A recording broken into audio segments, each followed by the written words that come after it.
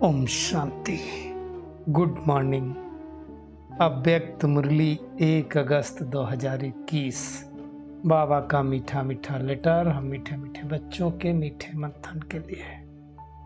मंथन शुरू करने से पहले सर्वशक्तिमान वरदाता विधाता परमात्मा की वरदानी किरणों के नीचे बैठ जाते हैं और महसूस करें वरदाता की किरणों के द्वारा मैं आत्मा वरदानी मूर्त बनती जा रही हूं।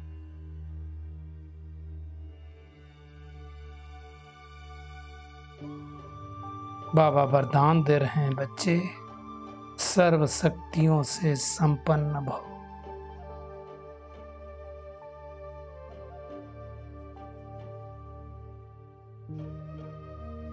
ये मुरली रिवाइज कोर्स 24 फरवरी 1988 की अव्यक्त वाणी है। मुरली का शीर्षक है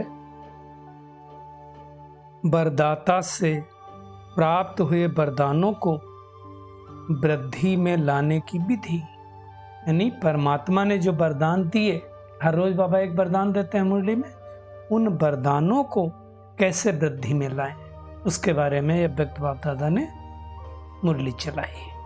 बाबा कहते हैं आज बाप दादा अपने रूहानी चात्रक बच्चों को देख रहे हैं।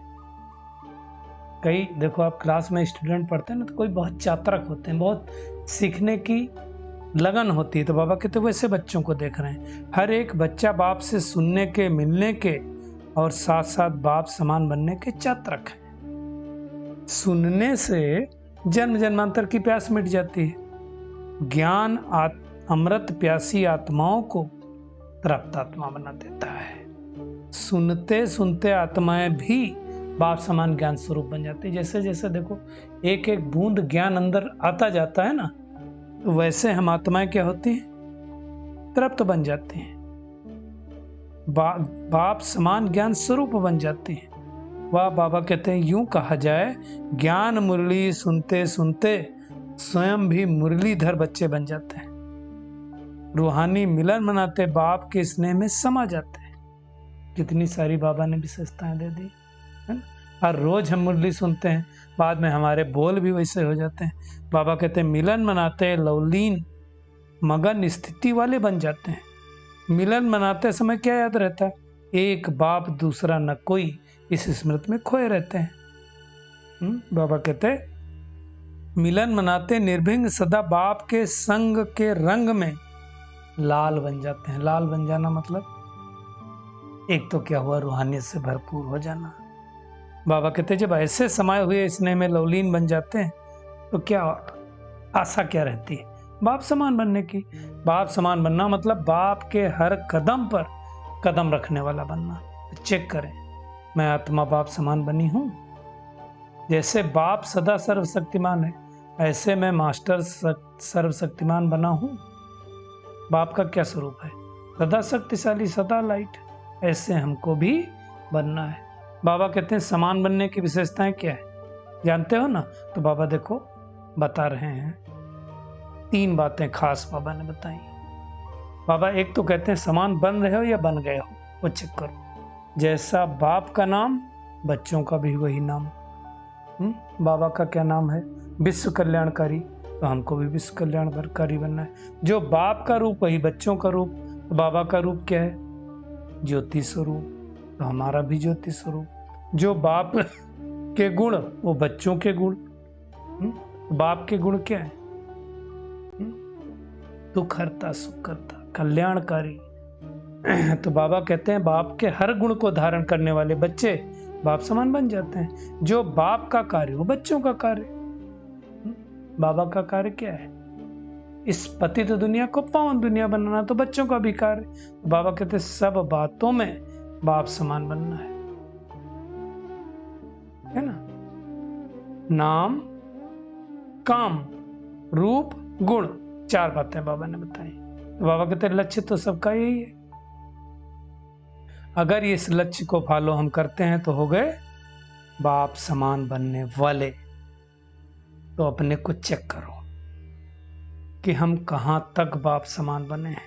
समान बनने का वरदान लिया है, बाबा ने तो बस आदि से दिया हुआ है। आदि का वरदान क्या है? सर्व शक्तियों से संपन्न भव। वरदानी हाथ बाप दादा का महसूस करें अपने सर के ऊपर। जैसे दुनिया में लौकिक जीवन में बाप या गुरु क्या वरदान देते हैं? धनवान भव, पुत्रवान भव, बड़ी आयु वाले भव या सुखी भव, वरदान देते हैं। बाप दादा ने क्या वरदान दिया? महसूस करें, सदा ज्ञान धन शक्तियों के धन से संपन्न भव। यही ब्राह्मण जीवन का खजाना है।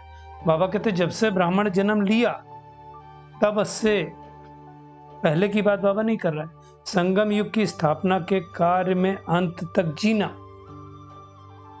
अंत तक जीना तो क्या हो गए? बड़ी आयु हो गई ना। हाँ, अगर बाबा कहते हैं बीच में ब्राह्मण जीवन से निकलकर पुराने संस्कार या पुराने संसार में चले जाते हैं तो फिर छोटी आयु वाले कहे जाएंगे, क्योंकि ब्राह्मण जीवन से तो निकल गए ना, हट गए ना। बाबा कहते हैं कोई कोई ऐसे हैं जो कोमा में ही चले जाते हैं। कोमा में जाना मतलब वापस ही नहीं आना।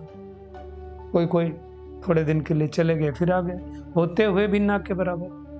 बाबा कहते हैं कभी कभी जाग भी जाते हैं, लेकिन वो जिंदा होना भी मरने के समान होता है। बाबा का कंपेयर देखो कितना अच्छा है। तो बड़ी आयु भव अर्थात जब से ज्ञान मिला, जब तक संगम युग चला तब तक रहने वाले, है ना। सदा आदि से अंत तक ब्राह्मण जीवन व श्रेष्ठ जीवन की प्राप्तियों में जीने वाले। दूसरा वरदान क्या है? निरोगी भव। बाबा कहते हैं अगर आयु बड़ी है, जो दुनिया वाले वरदान दे रहे हैं उसके ऊपर बाबा बता रहे हैं अगर आयु बड़ी है लेकिन माया की व्याधि बार बार कमजोर करती है, जीना नहीं होगा ना। तो बड़ी आयु भाव के साथ साथ क्या होना चाहिए? सदा तंदुरुस्त रहने वाले, निर्विघ्न रहने वाले, बार बार उलझन दिल शिकस्त में रहने वाले नहीं। जैसे बाबा कहते हैं कोई बीमार होता है तो बिस्तर के हवाले होता है ना।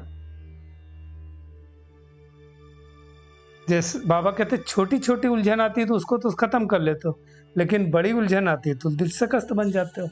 जैसे कोई बीमार हो तो क्या होता है? बिस्तर के हवाले होता है, तो उठ बैठ भी नहीं पाता है ना, खाने पीने की भी दिल नहीं होती है। तो ऐसे ही ज्ञान सुनेंगे लेकिन दिल से नहीं सुनेंगे, सेवा भी दिल से नहीं करेंगे, दिखावे से, डर से, लोकलाज से करेंगे। इसको सदा तंदुरुस्त जीवन नहीं कहेंगे। तो बड़ी आयु भव मतलब निरोगी भव। बाबा एक एक वरदान का अर्थ देखो कितना अच्छा समझा रहे। पुत्रवान भव व संतान भव की बहुत अच्छी डिफिनेशन बाबा ने कही। दुनिया में संतान होते हैं 2-4 बच्चे, तो संतान भव का वरदान मिल जाता है। 2-4 बच्चों का वरदान यहां नहीं मिलता। यहां क्या है?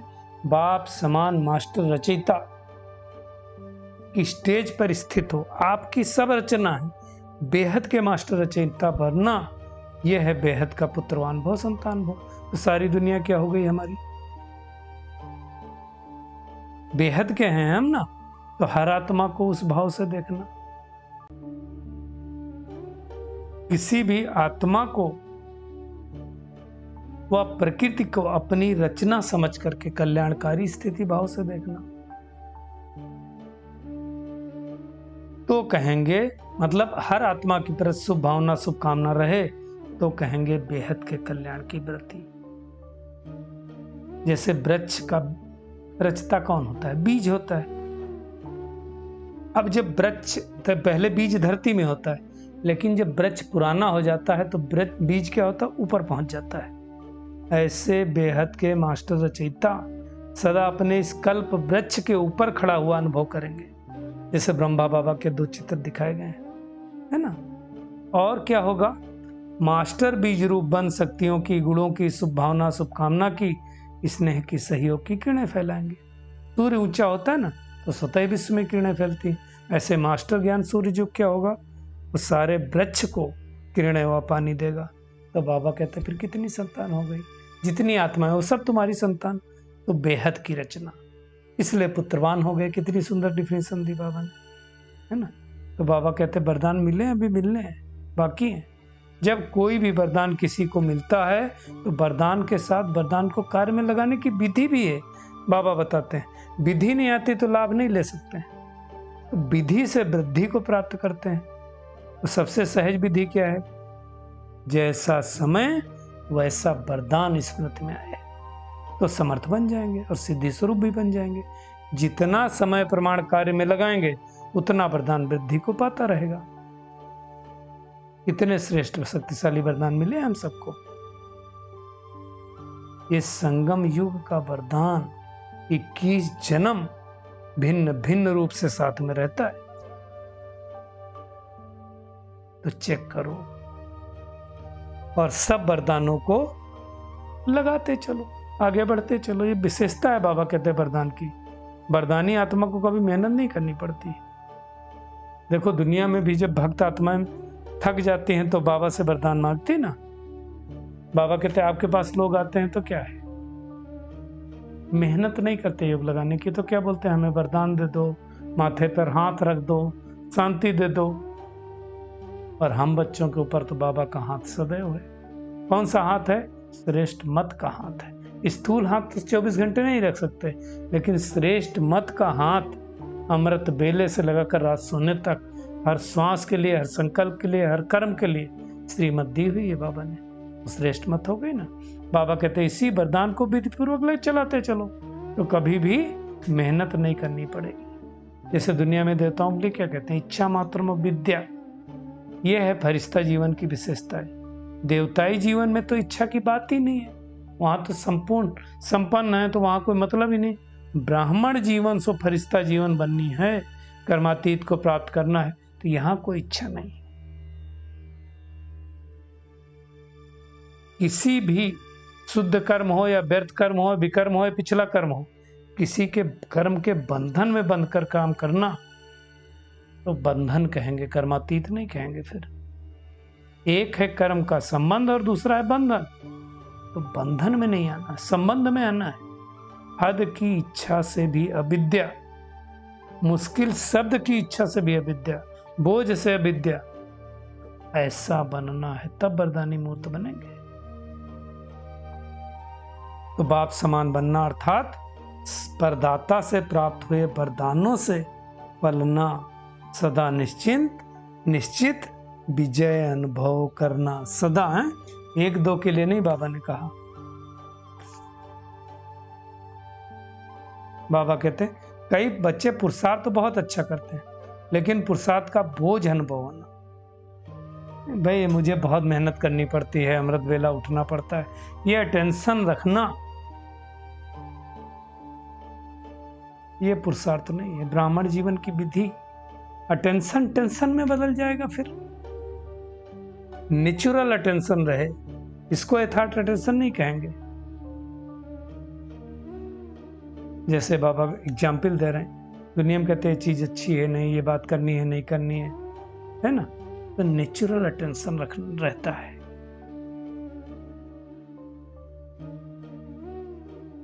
तो नॉलेज के आधार पर जो नॉलेज होती है उनकी निशानी क्या? नेचुरल अटेंशन, मेहनत नहीं।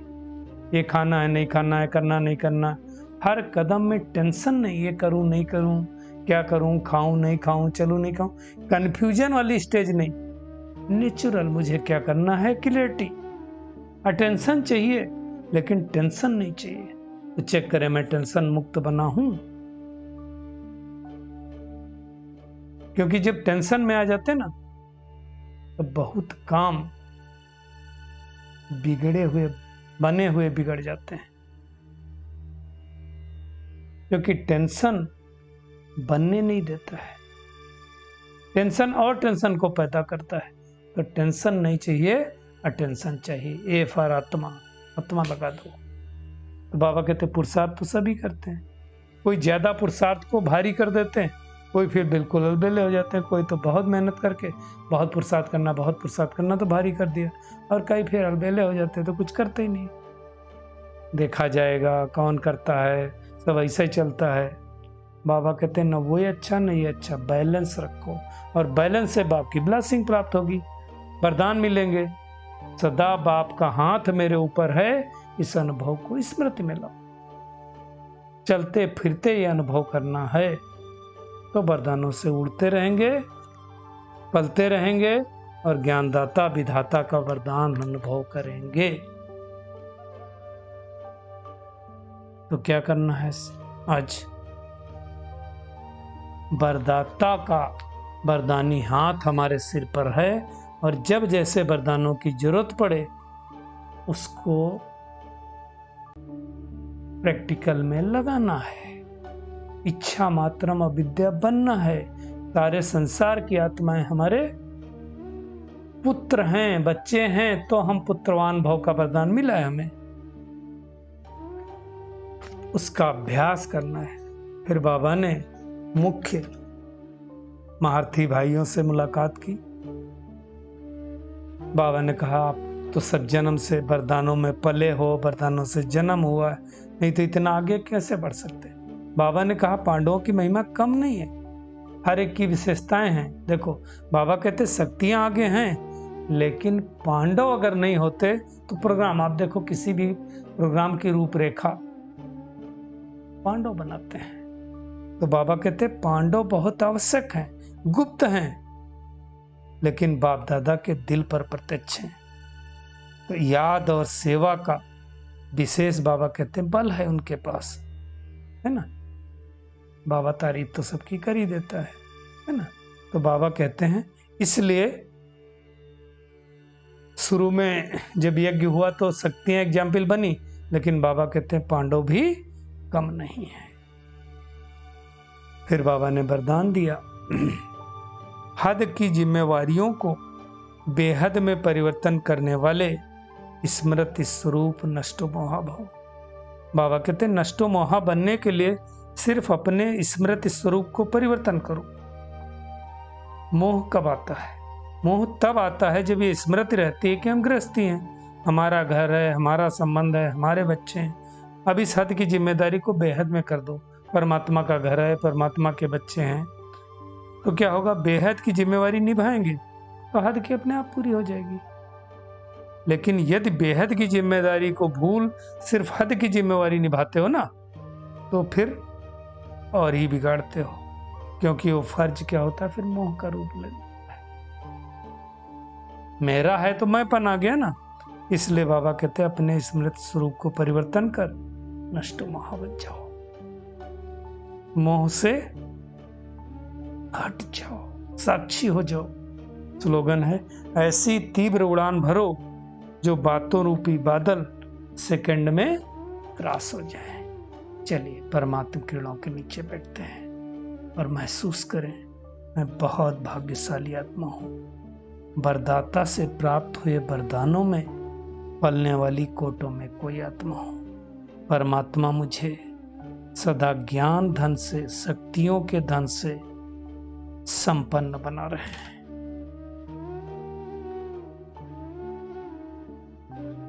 हर कदम में बाप को फॉलो करने वाले हम बन रहे हैं। सदा अपने को वरदाता बाप के वरदानी श्रेष्ठ आत्मा अनुभव करने वाले समझना है। हर कदम बाबा की याद के द्वारा सफलता मूर्त बनना है। इच्छा मात्रम अविद्या बनने वाले बनना है। अब हद की जिम्मेवारियों को बेहद की जिम्मेदारी में बदल देना है। नष्टो मोहा बन जाना है। ऐसी तीव्र उड़ान भरना है जो बातों रूपी बादल क्रॉस हो जाए। अब बातों में नहीं, बाप की याद में रहना है हमको। शुक्रिया मीठे प्यारे बाप दादा, शुक्रिया आप सभी का इस मीठे मंथन के लिए। ओम शांति।